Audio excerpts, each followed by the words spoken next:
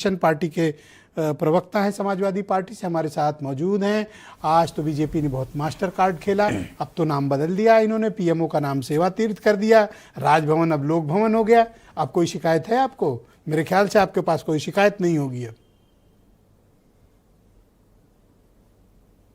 धन्यवाद विजय जी। विजय जी, दो तर्क हैं और एक तर्क तो आपने अपनी शुरुआती रिपोर्ट में दिखा दिया कि विपक्ष ने क्या बोला।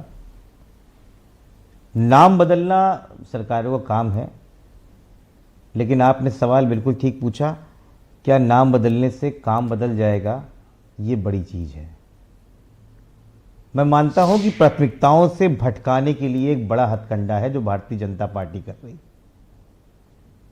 संसद सत्र चल रहा है और भारत के इतिहास में कभी ऐसा नहीं हुआ कि इतना छोटा शीतकालीन सत्र हुआ हो, 19 दिन का। संसद सत्र में 120 दिनों को घटा के 55 दिन हो गए हैं, लेकिन भारतीय जनता पार्टी अपनी पीठ टुका रही कि हमने पीएमओ का नाम बदल के सेवा तीर्थ कर दिया है। तीर्थ यात्रा पे जीएसटी नहीं कम करी है, लेकिन सेवा तीर्थ कर दिया है।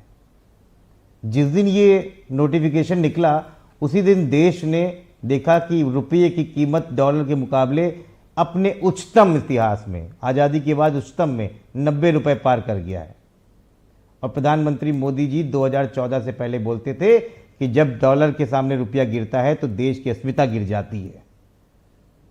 तो आज अस्मिता भी गिर रही है, उस पर बात ना हो पाए, इसलिए पीएमओ का नाम बदल के सेवा तीर्थ कर दिया जाए। पेट्रोल, डीजल और गैस की बात करना इन्होंने पिछले 5 सालों में बंद कर दिया है।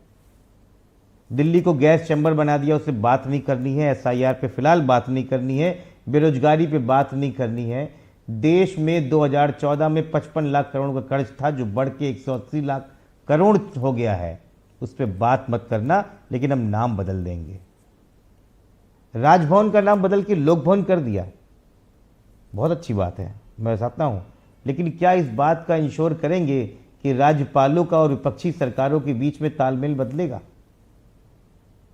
पश्चिम बंगाल में ममता बनर्जी के साथ में धनखड़ जी के क्या रिश्ते थे?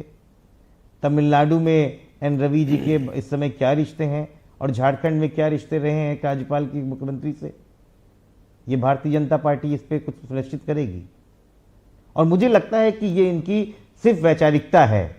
नाम बदलना है तो सबसे पहले इंडिया गेट का बदलो ना, जो उपनिवेशिक काल का है। वर्ल्ड वॉर 1 में जो इंडियन सोल्जर्स मरे थे, अगर ये भारत का गौरव और भारत की संस्कृति को नाम बदलकर वापस लाना चाहते हैं तो आपको किस बात का ऐतराज है? नहीं, मैं बता रहा हूं क्योंकि इस खेल के पीछे बहुत बड़ा खेल चल रहा है। नाम तो आया था गुजरात में, अहमदाबाद का भी नाम बदला जाएगा। अहमद नाम है, क्यों नहीं बदल पाए थे? उसका नाम तो कर्णावती किया गया था। शिमला का नाम श्यामला किया गया था, क्यों नहीं बदल पाए?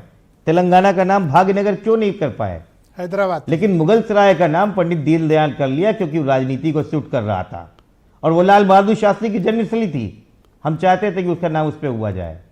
भारतीय जनता पार्टी अपनी राजनीति करना चाहती और मुद्दों से भटकाना चाहती, यही उसका मकसद है। बाकी ये सब दिखावा है। और लटमनी सिंध भी उत्तर प्रदेश में कांग्रेस कमेटी